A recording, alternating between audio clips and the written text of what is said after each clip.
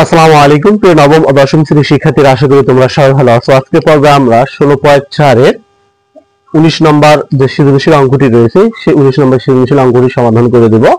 তোমরা দেখতে পাচ্ছ একটা উদ্দীপক দেওয়া আছে, একটা চিত্র এখানে আছে যে বর্গ এবং বৃত্তকলার অন্তর্ভুক্ত এই চিত্রটি। কতে বলছে বর্গক্ষেত্রের কর্ণের দৈর্ঘ্য ও পরিসীমা নির্ণয় করো। খতে বলছে সম্পূর্ণ ক্ষেত্রের ক্ষেত্রফল নির্ণয় করো। এরপর বলছে বর্গের বাহুর দৈর্ঘ্য বিশিষ্ট কোন সুষম ষড়ভুজের কোন বৃত্তের অন্তর্লিখিত হলে বৃত্তের অনাধিকৃত অংশের ক্ষেত্রফল নির্ণয় করতে হবে। তো আমরা এই অঙ্কটি সমাধান করার পূর্বে তোমাদের কাছে ছোট্ট একটি রিকোয়েস্ট, তোমরা যারা নতুন আমার এই চ্যানেলে, অবশ্যই তোমরা চ্যানেলটাকে সাবস্ক্রাইব করে দাও। আর যারা অলরেডি সাবস্ক্রাইব করেছো তাদেরকে অসংখ্য ধন্যবাদ। আর যারা ফেসবুক পেজে বা আইডিতে ভিডিও দেখতেছো তোমরা অবশ্যই ফার্স্ট টাইমে ফলো করে শেয়ার করে দিবা। তো আমরা ফার্স্ট টাইমে এই অঙ্কটি সমাধান করব যে বর্গক্ষেত্রের কর্ণের দৈর্ঘ্য ও পরিসীমা নির্ণয় করব। এখানে আমাদের দেখো একটা বর্গক্ষেত্র আছে, এ বি সি ডি একটি বর্গক্ষেত্র, এবং প্রত্যেকটা বাহুর দৈর্ঘ্য কিন্তু 12 সেন্টিমিটার। ঠিক আছে, তো এখানে 12 সেন্টিমিটার রয়েছে প্রত্যেকটা বাহুর দৈর্ঘ্য। তো আমরা যদি এর বর্গক্ষেত্রের কর্ণের দৈর্ঘ্য নির্ণয় করতে চাই তাহলে লিখতে পারি অতএব বর্গের প্রত্যেকটা বাহুর দৈর্ঘ্য, প্রত্যেকটি বাহুর দৈর্ঘ্য আমরা এখানে লিখতে পারি 12 সেন্টিমিটার। তাহলে বর্গক্ষেত্রের কর্ণের দৈর্ঘ্য সূত্র হচ্ছে √2a। ঠিক আছে, এটা হচ্ছে কর্ণ, বর্গের কর্ণ। যেটা আমাদের বলছে বর্গক্ষেত্রের কর্ণের দৈর্ঘ্য নির্ণয় করতে হবে, তাহলে বর্গক্ষেত্রের কর্ণের দৈর্ঘ্য সূত্র হচ্ছে √2a। তো আমরা যদি এখানে √2 লিখি, গুণন লিখি 12, ঠিক আছে, সেন্টিমিটার, 12 যোগকে যদি গুণন করে দেই তো এখানে লিখতে পারি √2 ইন্টু 12। ওকে, তাহলে এখানে আসবে 16.970 সেন্টিমিটার।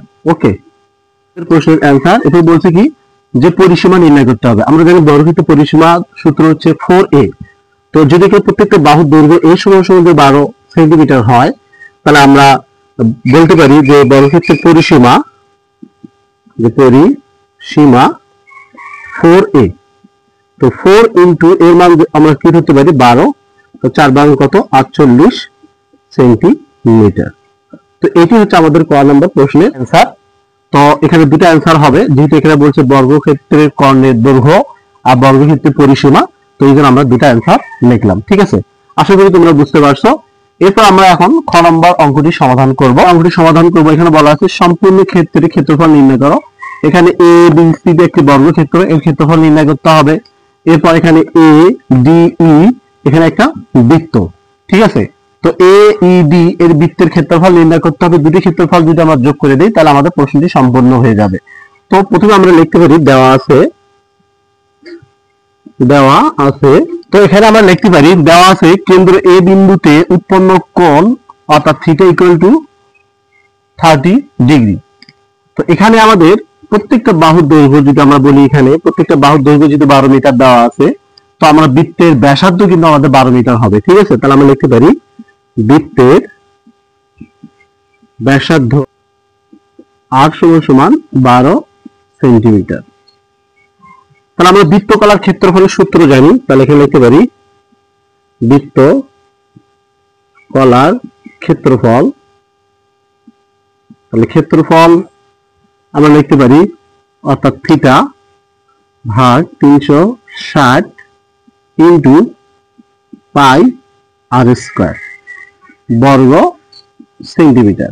ওকে, তো এখন যদি আমরা থিটার মান বসাই 30 ভাগ 360, এখানে ডিগ্রি বসাবো। ওকে, এবার গুণন আমরা এখানে পাই মান হচ্ছে 3.1416 গুণন আর এর মান হচ্ছে 12 করে আমরা স্কয়ার দিতে পারি। ওকে, তো এখন যদি শূন্য ক্যান্সেল, তাহলে কাটাকাটি করি, 3 12 36, তাহলে উপরে কত থাকবে, তাহলে 12 12 144।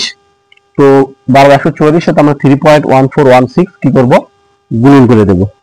452.390 ভাগ নিচে থাকবে হচ্ছে 12।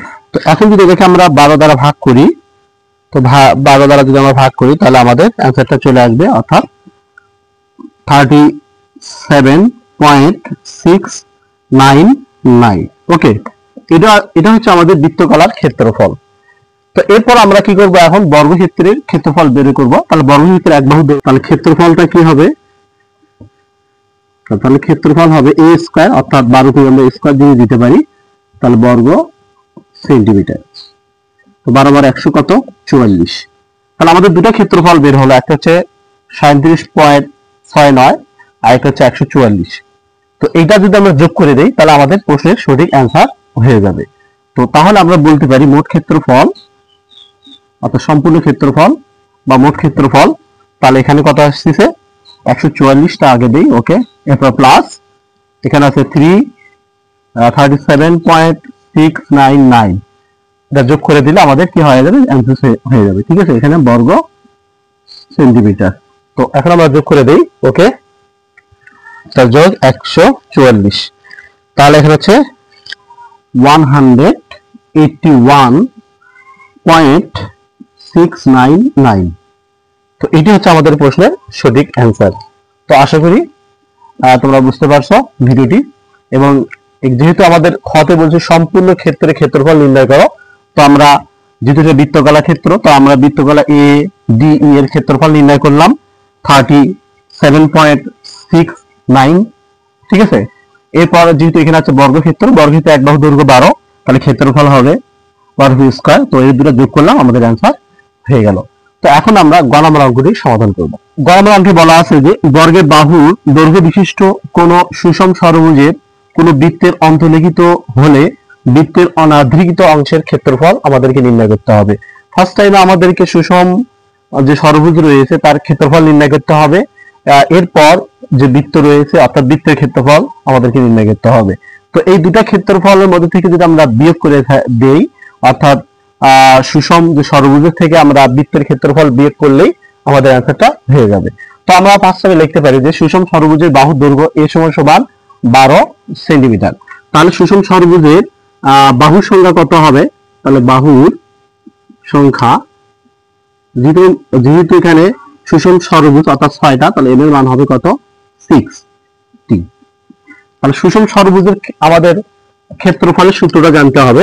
তাহলে আমরা লিখতে পারি সুষম ষড়ভুজের ক্ষেত্রফল, এটা সূত্রটা হচ্ছে এরকম, a স্কয়ার n ভাগ 4, এরপর লিখতে পারি cot 180 ডিগ্রি ভাগ, এখানে আমরা n লিখতে পারি। তো এটি হচ্ছে সুষম ষড়ভুজের ক্ষেত্রফলের সূত্র, অর্থাৎ a স্কয়ার n ভাগ 4 cot 180 ডিগ্রি ভাগ n।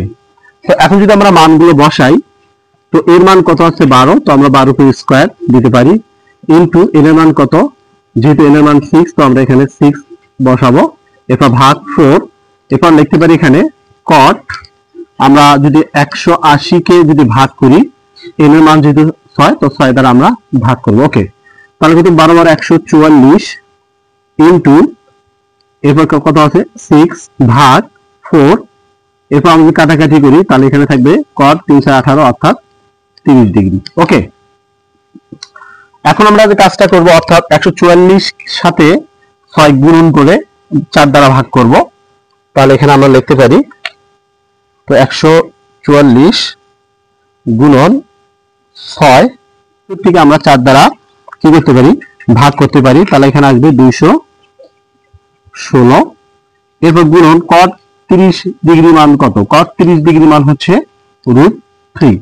তো এখন যদি আমরা এদের সাথে √3 গুণন করে দেই তাহলে আমাদের মোটামুটি সুষম ষড়ভুজের যে ক্ষেত্রফলটা রয়েছে এটা যদি আমরা 216 গুণন √3 গুণন করে দেই তাহলে এখানে আসবে হচ্ছে 374.12, এখানে বর্গ সেন্টিমিটার। ওকে, তাহলে আমাদের সুষম ষড়ভুজের ক্ষেত্রফল বের হয়ে গেল। এরপর আমরা লিখতে পারি বৃত্তের, যেহেতু এখানে আমরা এবার আমাদের বৃত্তের ক্ষেত্রফল বের করতে হবে, তাহলে বৃত্তের ব্যাসার্ধ আর সমান আমরা 12 সেন্টিমিটার নিব। ঠিক আছে, এরপর তাহলে ক্ষেত্রফল কি হবে, বৃত্তের ক্ষেত্রফল, বৃত্তের ক্ষেত্রফল লিখতে পারি পাই আর স্কয়ার বর্গ সেন্টিমিটার। তো এখন আমরা যদি গুণন করি তাহলে 3.1416 গুণন যেটা আর এর মান 12 কে আমরা স্কয়ার দিতে পারি। তো এখন যদি এটা গুণন করি 12/144, এরপর 3.1416 আমরা গুণন করে দেবো, ঠিক আছে।